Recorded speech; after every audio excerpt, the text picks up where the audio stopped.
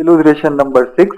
A wheel having n conducting concentric spokes is rotating about its geometrical axis with an angular velocity omega that is situated in a uniform magnetic field that is perpendicular to its plane. So we have to prove that the induced EMF which is generated between the rim of the wheel and the center is omega b r square by 2, where r is the radius of the wheel. Here the rim of the wheel is conducting, that means the rim is here electrically charged. So the figure or the arrangement of the situation is shown in this figure, and here you can clearly see in the arrangement a wire or a small element on any spot at a distance r is considered as dr. So this distance we have taken as dr, and the velocity of this element. So how can you find out the velocity?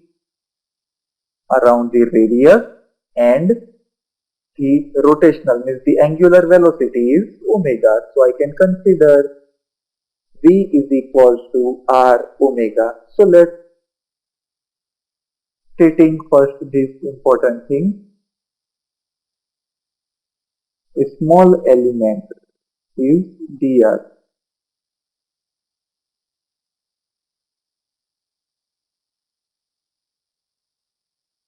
So this is the wheel and these are the different spokes of it. On any spoke,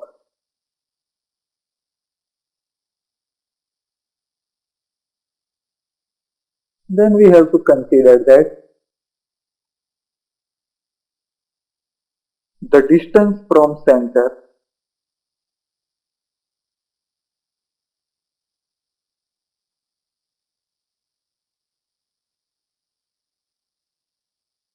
to the element. Also, the velocity of element is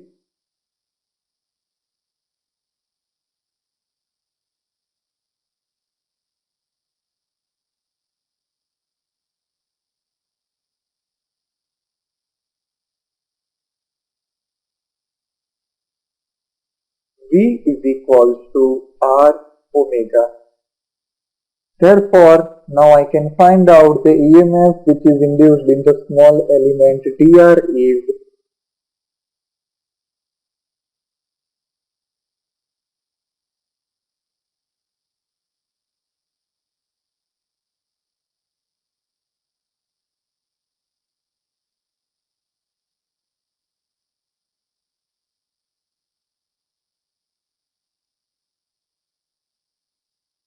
d epsilon is equals to BVL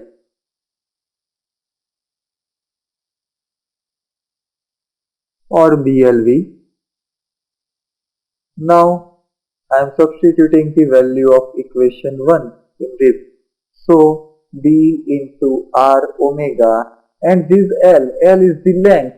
So length of an element is similar to the small elemental area dr. So I am writing it as it is into dr. So this is the EMF for a small element, but what will be the EMF along the entire length of any spot? So we have to integrate it. For total EMF induced along the entire length of any spot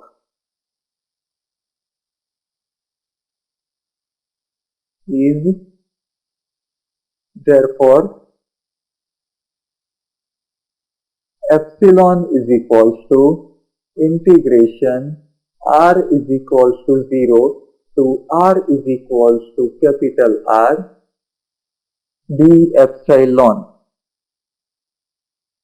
that is equals to integration r is equals to 0 to r is equals to capital R b into r omega into dr.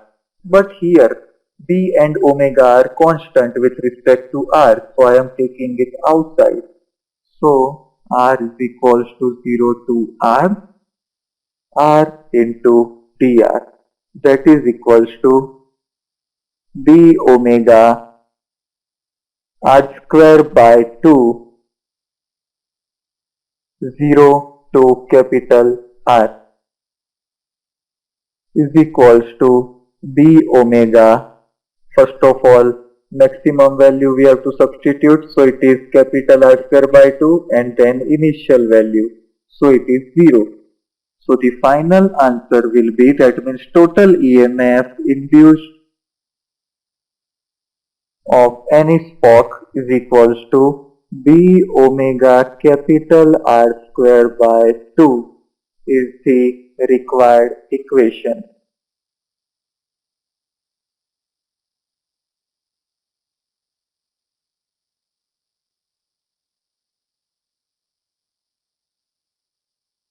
So now we will switch on to the last example of the theory which we have discussed, illustration number 7, and then we will go through the actual applications of the electromagnetic inductions.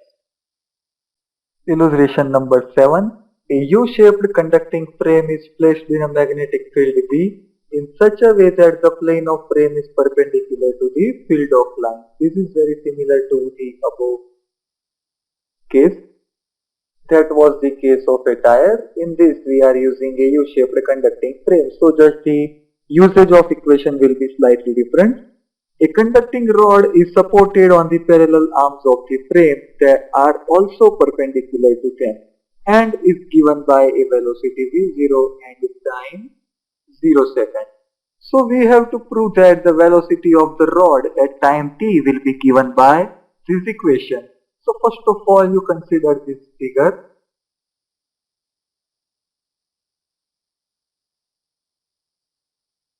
So this is the figure. When a conducting rod is given in a motion in magnetic field, EMF is induced in it and hence induced current. So this I current is flowing through the rod. That means this rod is carrying the current. Now, the force acting on the rod due to magnetic field.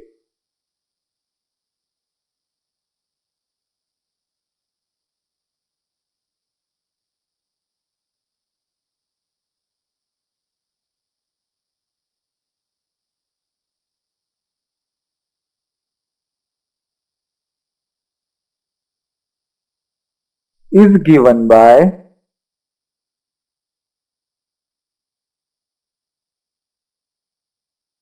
F is equals to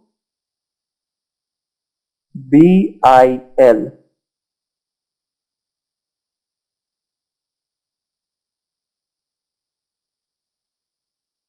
That is opposite to the motion of the rod. See, the motion of the rod is towards this direction and the force is acting in that opposite direction.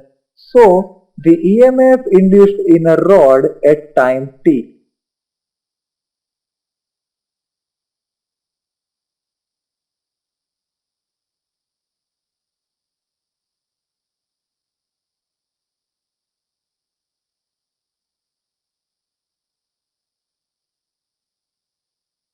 is given by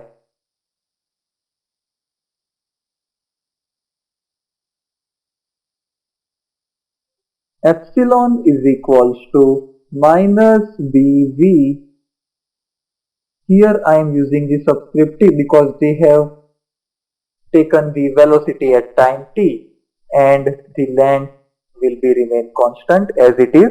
Therefore, as this is EMF behaves as a voltage, so I am considering it according to the Ohm's law. Therefore, V is equals to IR and here epsilon is equals to IR. So it is minus BVTL and hence induced current is now very easy to find out at time t. because we just have to make I as an object.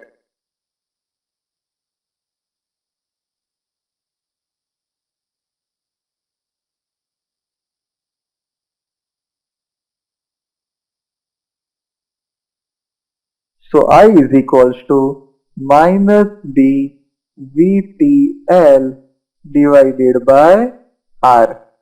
Now, when the rod is moving in the magnetic field, then according to Lenz's law, see in this particular example, all the discussed theories will be revised. So this is very important.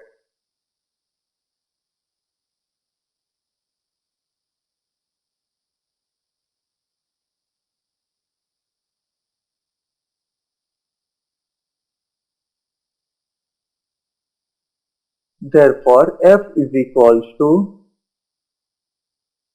B I L is equals to V into substituting the value of equation 1, that is minus B VTL divided by R, and the L is as it is. Therefore, F is equals to minus B square VTL square divided by R. So this is equation number 2. Now we will use the Newton's second law.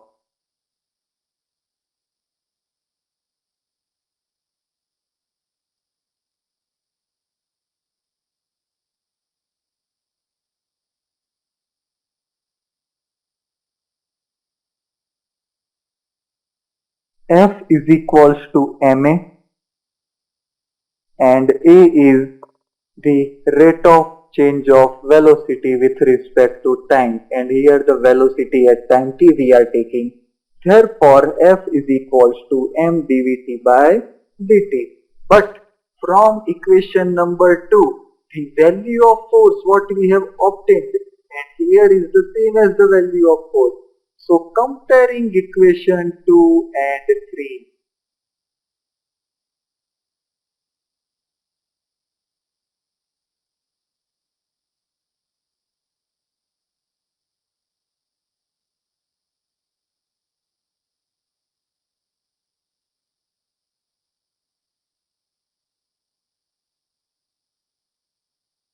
and therefore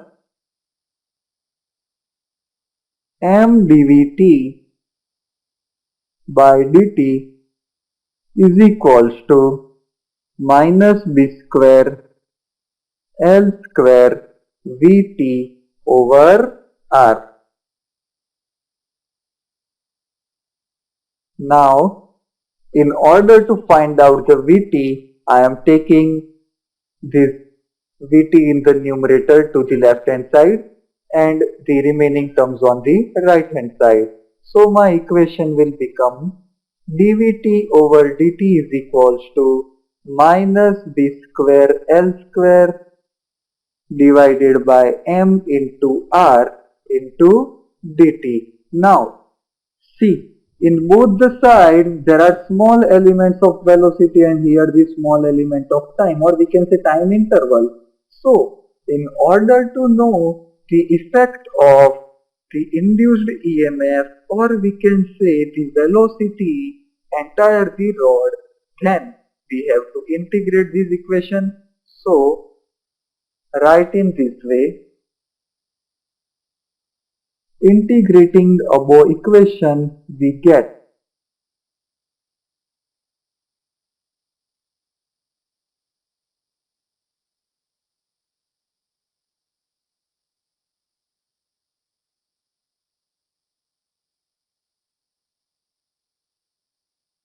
so the value will be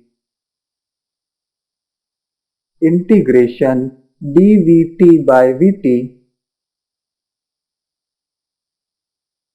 So here, if you want to apply some limit, because the time interval is provided from t is equals to 0 to t is equals to t. So I am assuming over here that at time t is equals to 0, the velocity is v0, and at time t is equals to t, the velocity will be vt, and hence the right hand side will be minus b square L square over m r integration t is equals to 0 to t into dt, and therefore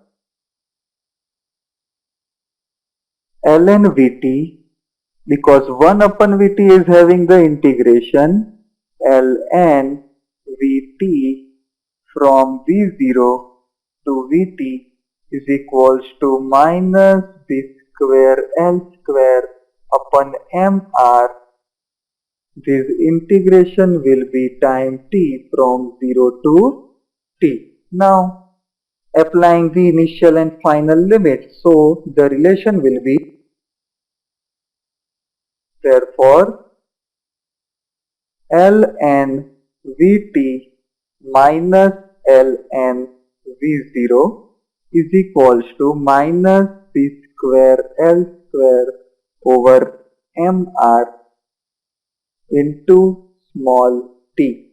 Therefore, now see, according to the law of natural logs, then minus sign will convert the correlated quantity into the division. So this is ln Vt divided by V0 is equals to minus b square L square divided by mr into t, and hence if you want to remove this natural log, then you have to apply exponential term on the right hand side. Therefore, Vt divided by V0 is equals to exponential minus b square L square over mr into t. Therefore, now I am taking this V0 on the right hand side. Therefore, Vt is equals to V0 exponential minus b square L square over mr into t, and hence this is the required equation.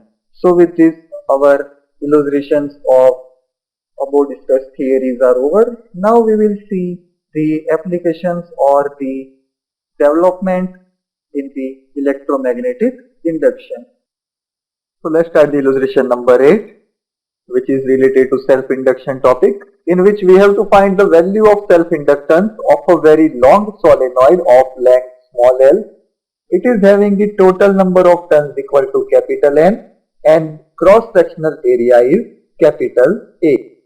So I can deduce one thing, that the number of turns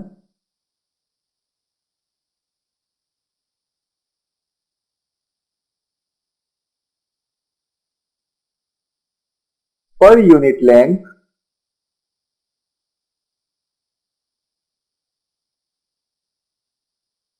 is equals to capital N over L. So the magnetic field at any point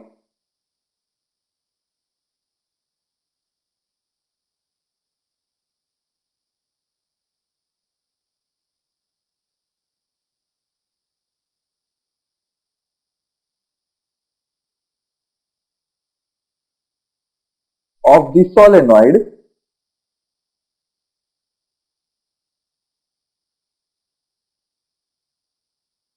is given by B is equals to mu 0 NIA divided by capital L. Sorry, here small l will come because the length is given in terms of small l. Now, the total flux linked with the entire solenoid will be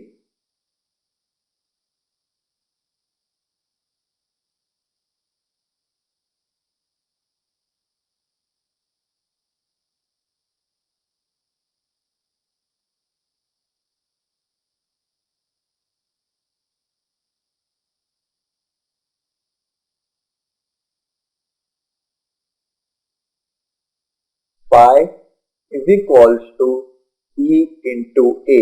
But here the total number of turns are capital N, so I have to multiply with the number N.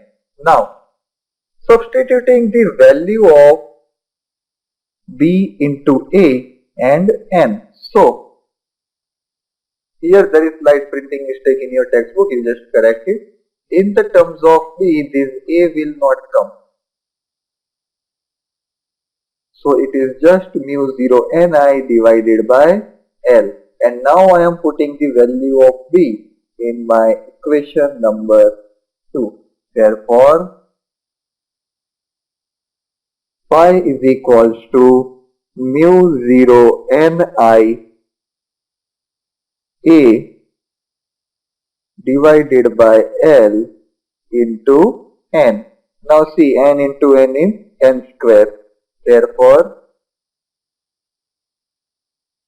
phi is equals to mu 0 N square Ia over L. And now we know one thing. The definition of self-inductance is given by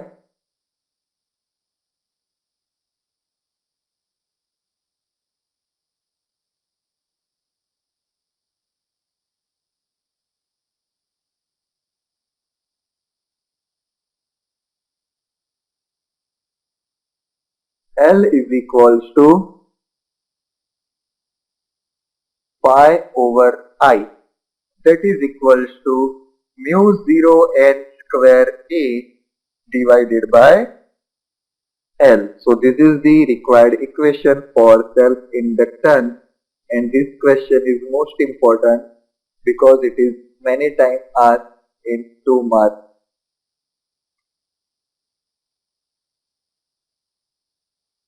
So you have to prepare this question, and it is very easy. You just have to put one derived equation into another, and the relation are already we have proved. Now we will see the totally opposite type of self-induction, that is mutual induction.